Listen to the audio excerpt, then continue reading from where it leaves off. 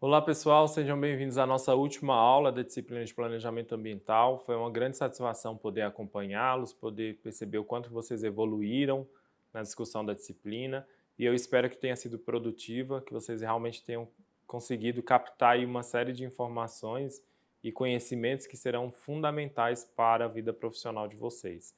Lembrando que agora a gente vai se encaminhar aí para os ajustes, né, últimos estudos antes da prova presencial. E aí eu espero que vocês realmente se dediquem, né? Se tiver alguma coisa ficado pouco claro para vocês ou que ficou dúvida, por favor, se manifestem lá no nosso fórum de dúvidas, porque realmente vai ser esse momento aí muito importante para vocês garantirem um sucesso no semestre nessa e nas outras disciplinas. Então, eu estou à disposição de vocês para o que precisarem e já agradeço muito a participação e a dedicação de vocês. Né? Tudo que a gente faz aqui na Faculdade de CNA é pensando sempre em melhorar e aperfeiçoar o processo de ensino-aprendizado para que vocês tenham os melhores resultados possíveis. Tá certo? Então, nessa última aula, a gente vai falar de um tema extremamente importante também, que é a questão do zoneamento ambiental. Então, o zoneamento ambiental é uma ferramenta aí que é um dispositivo legal, né, que o Estado participa ativamente na definição das diretrizes, o Ministério do Meio Ambiente coloca quais são as características, no caso aí, do zoneamento ecológico-econômico, e isso, dentro dessa lógica, tem uma discussão sobre realmente ocupação do espaço, ocupação do território, o uso do território, respeitando de fato os limites e as potencialidades, pensando aí os recursos naturais.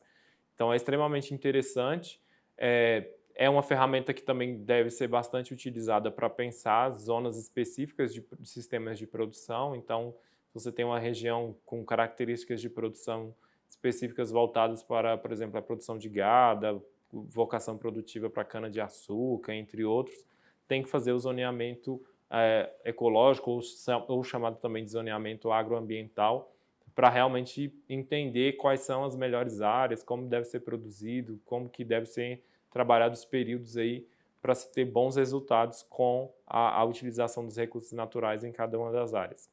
Então a gente vai entender um pouco esse conceito, né? Também tem muita coisa no material, vocês vão ver vários exemplos lá no nosso material, no capítulo do livro, então não deixem de ler todo o conteúdo que está disponibilizado para vocês.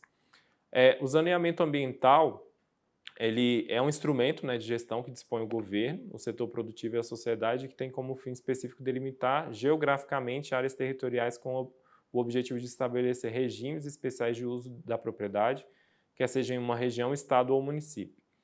Então, como eu tinha comentado com vocês, né, se você tem uma região com uma forte vocação produtiva, né, um arranjo produtivo local muito forte, é possível já fazer o zoneamento ambiental pensando essas características, né, pensando as características do sistema produtivo da região. Outra coisa também é o zoneamento ecológico econômico feito pelas cidades, pelos municípios, né? Então, o governo ali local, ele vai trabalhar isso, a prefeitura vai participar ativamente com os órgãos ambientais locais e vai avaliar. A gente precisa fazer um mapeamento de como que está a ocupação urbana, de como que está toda a parte de destinação dos resíduos sólidos que são gerados na cidade, enfim, é gestão ambiental urbana, né? E o zoneamento é que vai auxiliar nessa gestão ambiental urbana, né? Para entender quais são realmente as regiões mais propícias para cada atividade.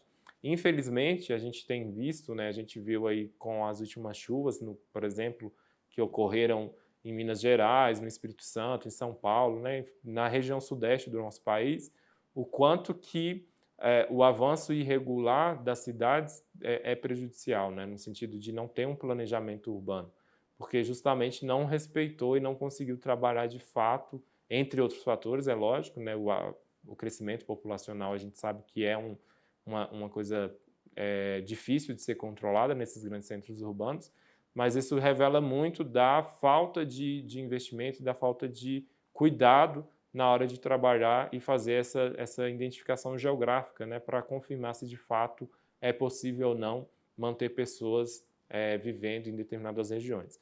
Então, a importância que tem, né, o zoneamento ecológico econômico nesse sentido, de você fazer uma avaliação bem detalhada para realmente validar se aquela é uma região propícia à ocupação por parte das pessoas, para investimentos, né, para as organizações e tudo mais, e além do mais, entender realmente quais são os limites dos recursos naturais para cada região. Então, o foco do zoneamento ambiental é a divisão do território em zonas, né, de acordo com o foco de utilização. Então, como eu falei para vocês, tem um arranjo produtivo local que é mais voltado para tal segmento. Você tem também zonas agroindustriais, que no caso, por exemplo, na região de São Paulo, a gente tem lá a forte produção de cana-de-açúcar. Em Minas Gerais, a produção de leite, no Espírito Santo, a produção do café.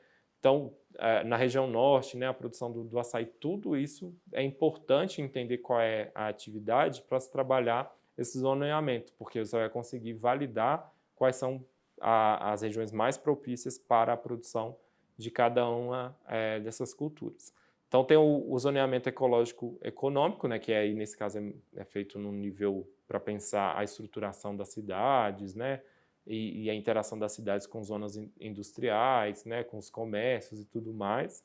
O zoneamento agroecológico, né, pensando também nessa questão de ter uma interação com o meio ambiente de uma maneira ainda mais natural e entendendo o que potencializa, o que não potencializa dentro de cada região.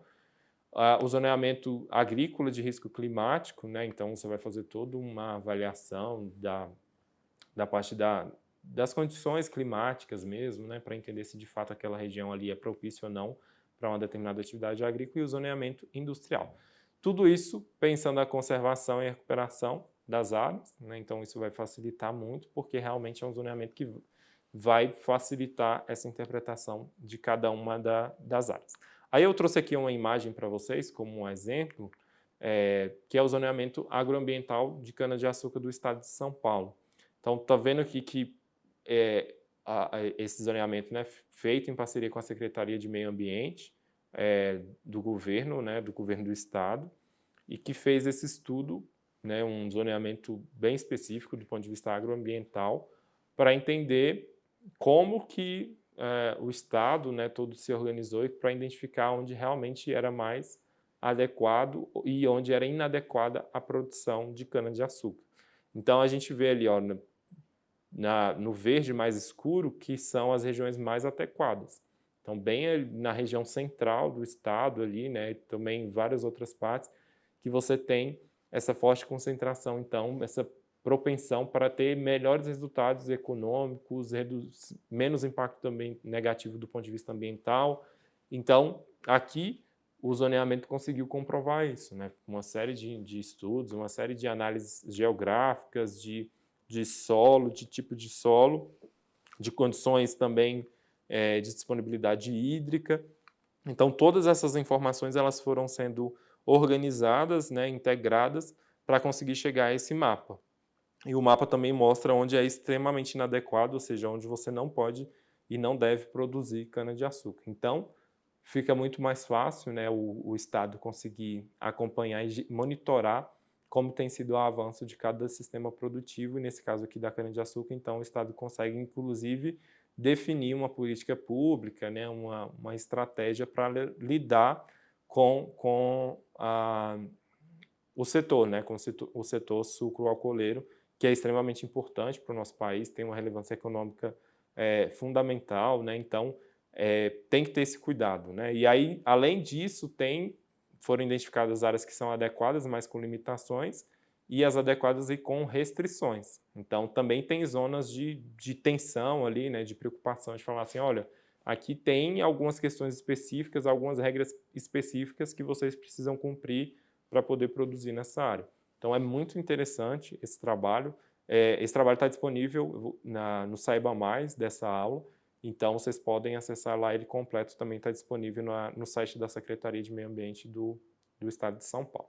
E aí, para a gente finalizar a discussão de assim, né, de todo o contexto da disciplina, a discussão do planejamento ambiental, da gestão ambiental, só para a gente retomar que tudo isso a gente está falando sobre desenvolvimento sustentável, né, que a gente está falando de que é necessário agir, né, de forma orientada para obtenção de resultados que sejam positivos do ponto de vista ambiental.